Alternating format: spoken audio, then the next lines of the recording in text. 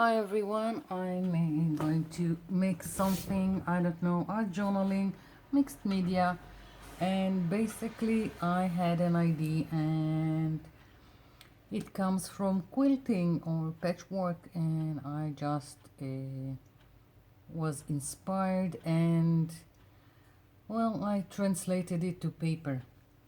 And first, before I'm starting, I want some very subtle background, and I'm going to use several colors. I've got here acrylic paints, deco art, I've got burnt umber, oatmeal, navy blue, and slate. So most of my background is going to be on the oatmeal, but I really need accents of these three colors inside my background. So let's see, I'm going to use a sponge and I'm gonna try and blend everything, and I just want hints of the three other colors. And this background is because for what I'm planning to do, I'm using scrapbook paper that I have from Tim Holtz ideology, and I don't get to use it. I've bought a lot of scrapbook paper in the past, usually don't use it, and I need to use this. So here we go, just plain a sponge, and I'm starting by laying a paint from the oatmeal and dipping a little bit into one of the colors. This is the burnt umber, and taking more of the oatmeal, and if I see that I need more, then I'll just add as I go, but for now I'm trying just to give hint of these colors. This is an A3 watercolor paper, and I've already gessoed it. I'm always forgetting the basics, to tell the basics.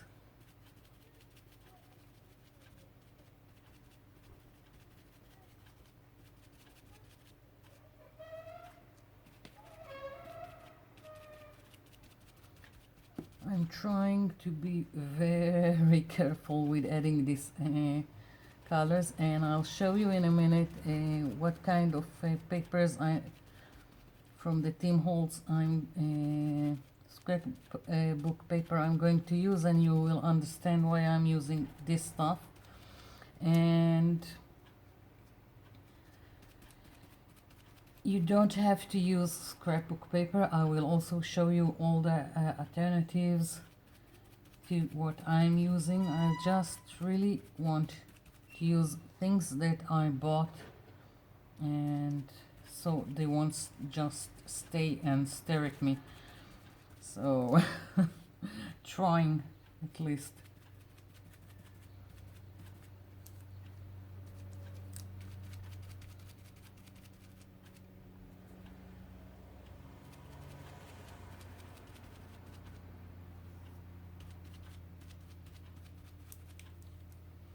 More of the oatmeal.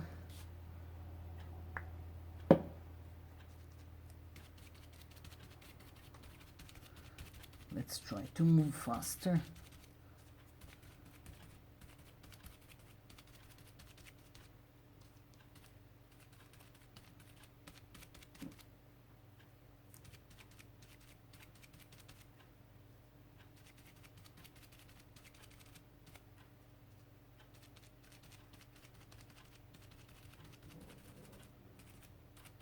I don't have a problem that I have white picking out from underneath. It just adds to the interest of my background. Here we go. Yeah.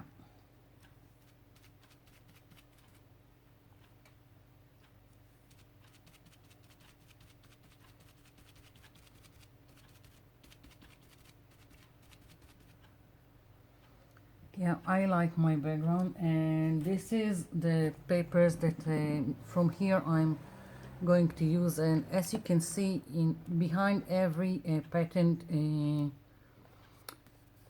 page there is some kind of background, and I was very tempted to use one of them and save myself a lot of work on the background like this one. But then I figured that I need something more subtle and lighter, so that's my background, and I am moving it aside. It needs to dry before I'm continuing working on it. So this is move this aside, and I still got paint here, and as you know, I won't waste it. I'm just opening one of my art journals, and I'm just going to put down. Now I don't have to be subtle. I can do whatever I want and create another interesting background with these colors for future project.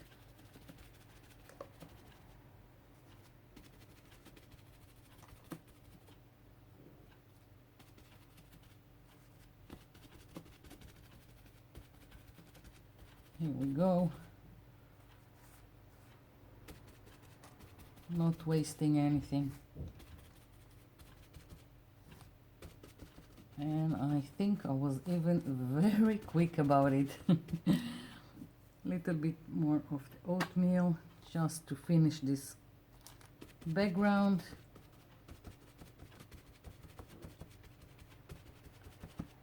Here we go. Another background, and I haven't wasted any paint. Moving along. Okay, so my idea was from a patchwork that I used to do when I was sewing. And if you had old denim, then you would in the past you would take part of it and cut it into circles and do a pattern that now I've found out that it's called Cathedral windows. So that's what I'm attempting to do. And I took one of the pages from here. This is part of the part of it, and here it is, and I've punched circles. My punch is a 3-inch circle, and I've managed to take 13 circles out of it, out of this page. Now here is one of the circles, and I'll show you how to go about it. Now for the demonstration, because it takes time, I will take a circle out of something else. Let's see, where is it? Here we go. Oops.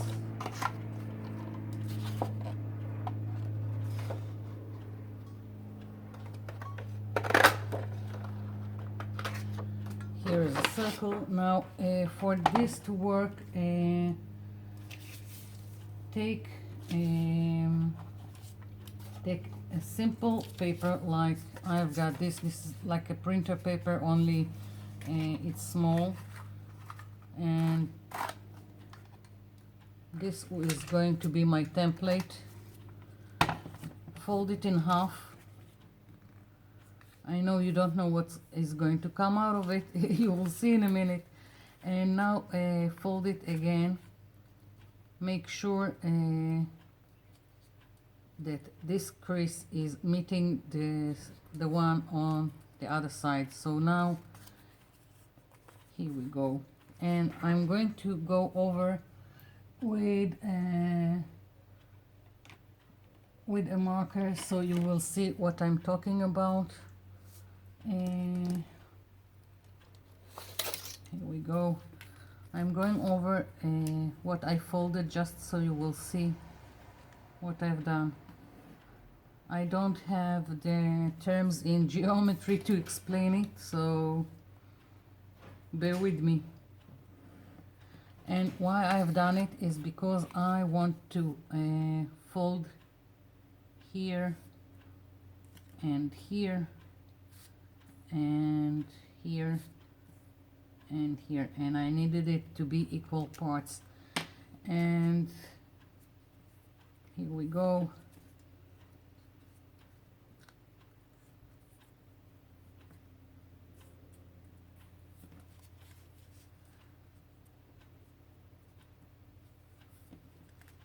Here is my template.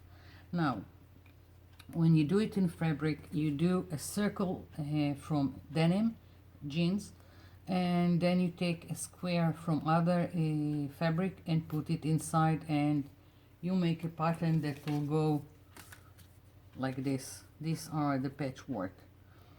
And I'm not going to do something like this. I'm going to use this part, which is the template. And here I've got another template, and I'm going to use it and play with it on my page. Now, why did I use the Tim Holtz is because it is double-sided, these pages. So now that I have a template, I can go all over my circles. Sorry, I prefer to take, I think it's stylus, and of course decide what you want on the inside and what you want on the flaps that will be. I want this on the outside and this on the inside. I'm placing my template. I'm scoring with this. Don't have to, it just helps fold. Here we go.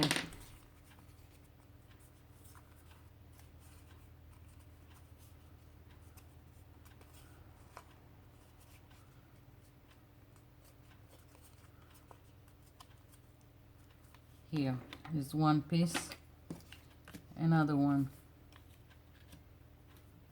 Again, tracing and scoring. If you have an old pen, you can score with it. You don't need this thing.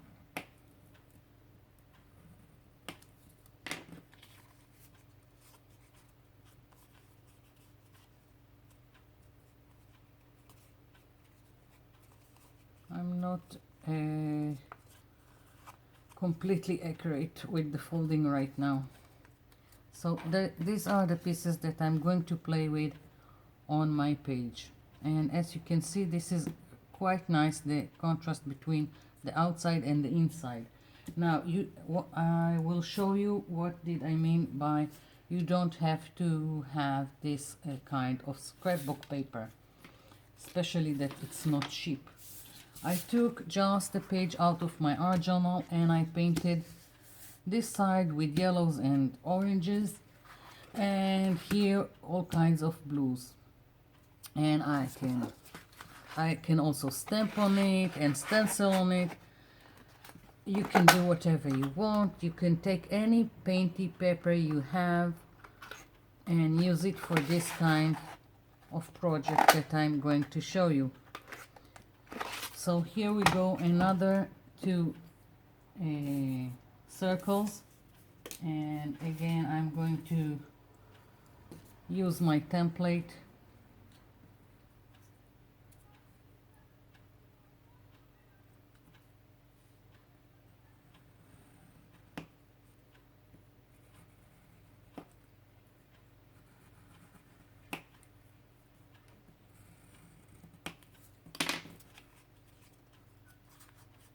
And this is just paint. I haven't done anything special.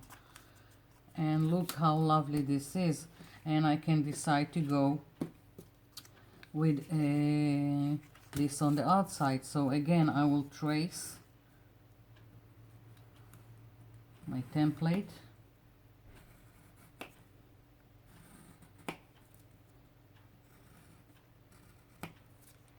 Here we go.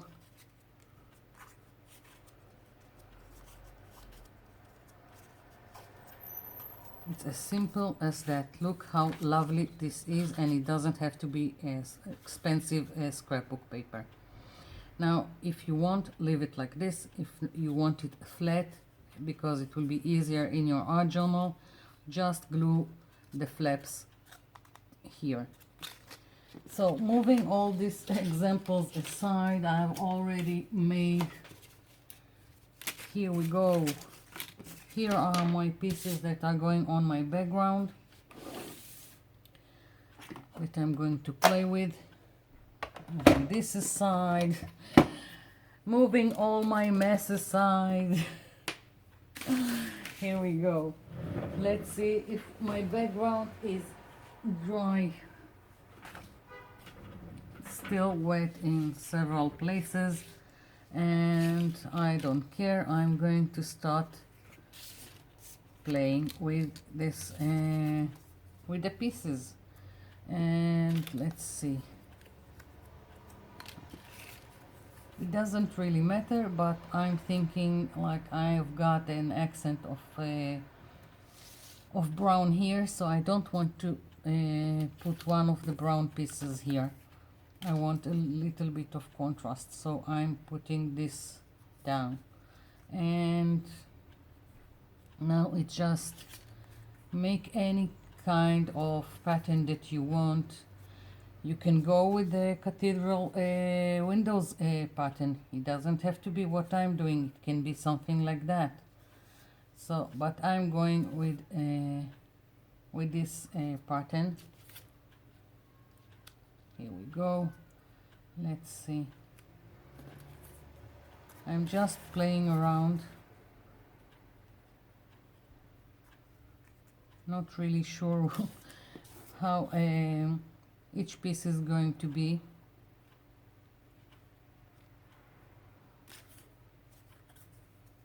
And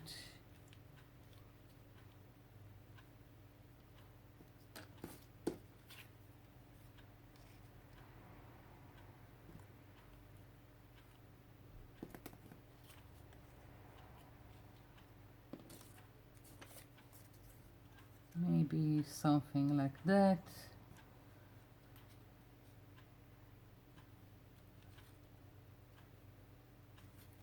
More to the center.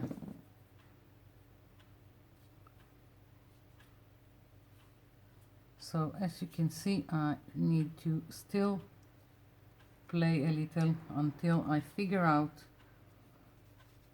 how each piece is going on my background.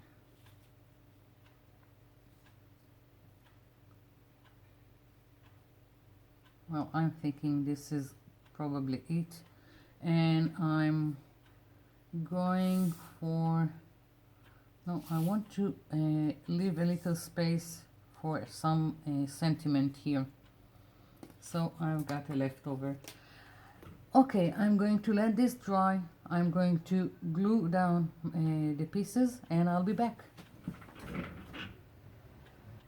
I'm back. I haven't glued down yet. I was looking at it and decided to ink around the edges of each one of these pieces, and I took a makeup sponge and black archival ink, and I'm just going over each piece like this. I also took the piece that I was left from the scrapbook paper and stamped the sentiment that I wanted, and again went over the edges and inked. And I'm thinking that I also going to go over all this page, and I don't know if it will be ink because I want it a little bit more pronounced, but I'm going also to darken the edges. I'm sorry. So now I'm just waiting on my glue gun. I'm going to glue the pieces and then go over the edges. I'll be back.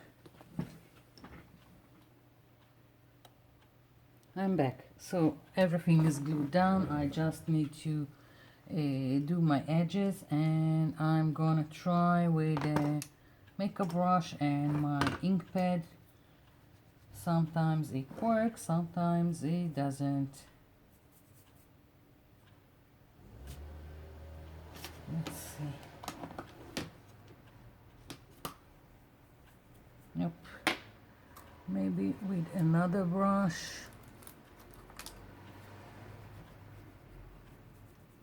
Yeah.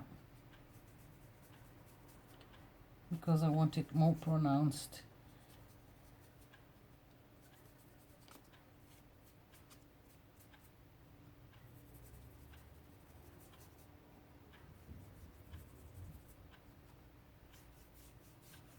So I'm going to go all over the edges and I'll come back. I'm back. Went with the black all over the edges and still think I need something more. So I took Distressed Ink by Tim Holtz Walnut Stain, and I'm going to add it in several places just for more distressed look.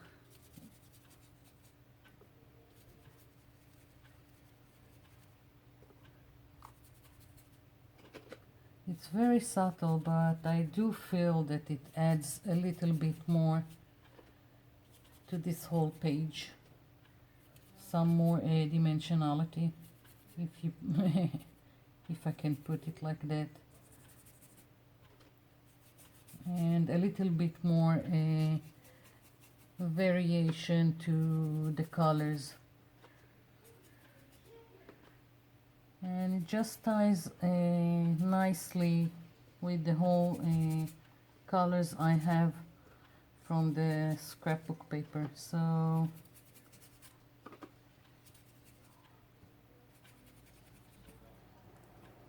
yeah.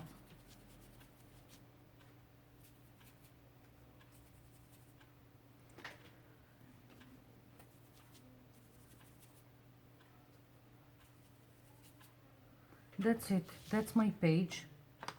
And while I was away and I paused the video, I had the urge to do another piece with the same pieces of this cathedral window. So here we go. I'll show you what I've done, just so you will see how you can play with it. Here I made the background is acrylics, and it's orange and yellows and pinks, and then I've brushed bronze with a dry brush on top of it, vertical brushing. This is from scrapbook paper that is with a denim pattern, and the other side is just white. So again, I painted it with all kinds of blue and turquoise, and then brushed bronze. So again, I've got interest and corresponding between these pieces and the background, and also a contrast. So go and play with it. There are so many things you can do. So this is it. I hope I gave you some ideas. And thank you for watching, and thank you for leaving me comments below. And I'll be seeing you in my next video. Bye for now.